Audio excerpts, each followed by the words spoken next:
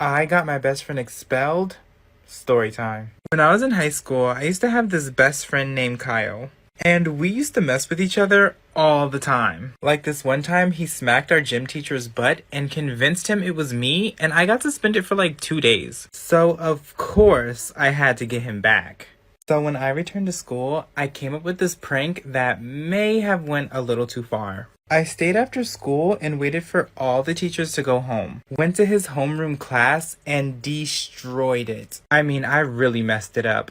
I dumped over the teacher's desk, took a permanent marker and wrote all over the students' desks. And then I took that permanent marker and signed Kyle's name on the whiteboard. The next day, Kyle got called to the office and I thought he was just going to get suspended like I did. But they actually decided to expel him. And he couldn't convince them that it wasn't him because our school didn't have cameras at the time. Until this day, he doesn't know it was me. I caught my dad cheating on my mom.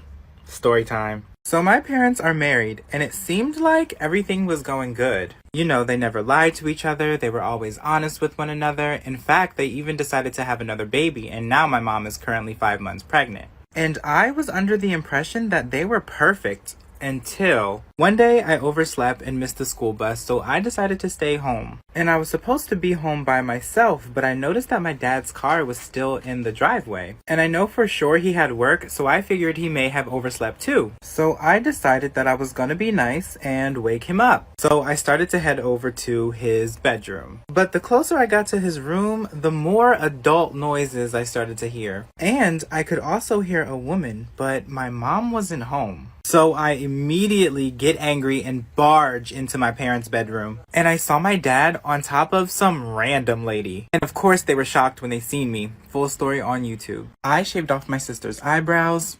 Story time. Hair wax is Storytime Beauty, link in bio, check it out. So me and my sister share literally everything. Like makeup, shoes, bras, but never boys, because that's just weird. But apparently, she didn't get that memo because my best friend caught my boyfriend of 3 years cheating on me with my sister. And then when I confronted her about it, she actually admitted to it. But instead of apologizing to me, she tried to convince me that we both should date him, like at the same time. So I swallowed my pride and pretended to agree to it because I had a plan. So a couple days go by and I tell my sister that we should do something nice for our boyfriend. Get all dressed up, do each other's makeup, and cook for him. And she actually agrees to it. So later that night, I began to do her makeup and I asked her if I could clean up her eyebrows. So I took my eyebrow razor and started shaving them off. I took my time too, like I was actually doing her eyebrows, so she had no idea. And when I was done with her, she looked like a giant egg. I stapled my brother's butt cheeks together. Story time. By the way, I'm using Storytime Beauty, link in bio, check it out. So I have the gassiest brother in the world, and his farts are deadly. I mean, he could literally wipe out an entire country in one blow, no exaggeration. And unfortunately, I used to share a room with him. And every single night, right before we would go to sleep, he would blow it up. I mean, it got so bad that I would sometimes wake up vomiting. So I straight up told him like, hey, if you don't stop farting, I'm gonna staple your butt cheeks together, bro. And I guess he didn't take me too seriously because that night I was woken up to a foul smell and my brother laughing. So I got out of bed, went into my mom's office, grabbed her stapler, came back into my bedroom, and slapped it on his butt as hard as I could, aiming for his crack. And the staple was actually able to get both of his cheeks, keeping them together. And to answer your question, yes, he was in a lot of pain. And I also got in a lot of trouble. My uncle tried to kidnap me. Story time. Growing up, I was really close to my uncle. I mean, he was like my best friend. But then something happened between him and the rest of my family, and I wasn't allowed to see him anymore. So at this point, a week had passed since I seen my uncle. I was at school about to get on the bus to go home, but I got a text message from my uncle. And it said, hey, I'm out front. Your dad asked me to pick you up. And I thought it was weird, but I didn't think too much about it. So instead of getting on the bus, I found him and got in his car. And once I got in the car, he started acting really strange. So I sent a text to my dad and let him know that uncle was taking me home. Or so I thought he was taking me home. But instead of going to my house, he started driving past my neighborhood. And right in that moment, my dad texted me back and said, Get out of that car. Do not go with your uncle. He is a bad man. So the moment we came to a red light, I jumped out of the car and started running for my life. And instead of chasing after me, he peeled off. And he was never seen again. This is why you might not want to move in with your best friend. After graduating high school, my bestie of 9 years and I decided to move in together. We both loved the same things, hung out nearly every day, and at the time I couldn't think of any reason why it wouldn't work out. When we first moved in, I had just gotten out of an abusive relationship that ended in assault. I sat her down and set some boundaries while explaining my reasons for them. The most important was no sleepovers. I didn't care if she slept with her boyfriend, but I didn't want him staying over, and if it was needed after a night of drinking or something, then she'd give me warning so I'd be able to make preparations for myself. At first, things were fine, but shortly after she had a messy breakup with her boyfriend, it was a downward spiral. She brought over a different guy every night. I hit my breaking point when she brought over 7 guys in one day and then disappeared for 3 days with one of them while ignoring my texts and phone calls. She kept blowing me off, so I disconnected the Netflix and all other streaming services that I provided. This is when she finally talked to me. I let her know that I didn't feel safe in my own apartment and that it either needed to end or I'd be moving out. I didn't like sleeping with my door locked and afraid to use the restroom at night. She agreed, but little did I know it was about to get 100 times worse when she got a new boyfriend who had it out for me.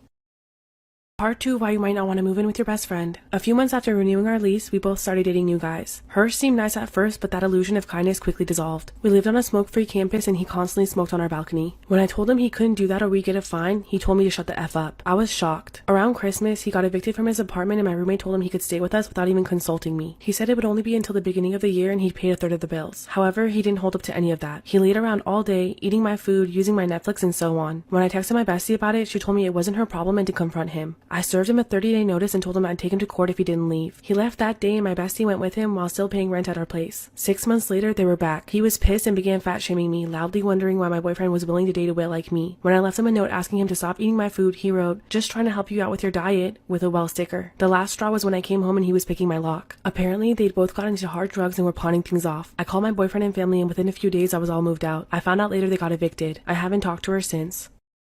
Storytime about how a stranger disclosed his fetishes to me at the park. I was studying in the park by my house when a cute guy around my age wearing a sweatshirt from my college sat down directly next to me. I thought it was a little odd, especially during the pandemic, so I scooched in the other direction. That's when he started talking to me and introduced himself as Jose, all stuttery and not making eye contact. I thought it was so sweet that he was this nervous to talk to me, so I took the bait and said, "Oh, well hi, I'm Tamara." That's when he tells me that I have a pretty name and that he'd never guess that would be my name. There was a long, awkward pause as I tried to think of what I could say in response to that, and that's when he goes, "So, what about a walk around the park?" I thought that was really gutsy to ask, but I kind of liked that. I said sure, packed up my books, and off we went. I figured it was the middle of the day, surrounded by other people, so the worst case scenario I could always ditch him if things got shady. We were walking and he was making more nervous small talk. I told him about my interests and background. He was like, "Wow, I didn't expect you to tell me so much about yourself." I wasn't sure how to feel about that, but alright. That's when he asked if he should tell me more about himself since it was almost 3 p.m. I assumed he had somewhere to be and I said sure. Then he said, "Maybe we should have this conversation at your place." That definitely threw me off and things only got weirder from here.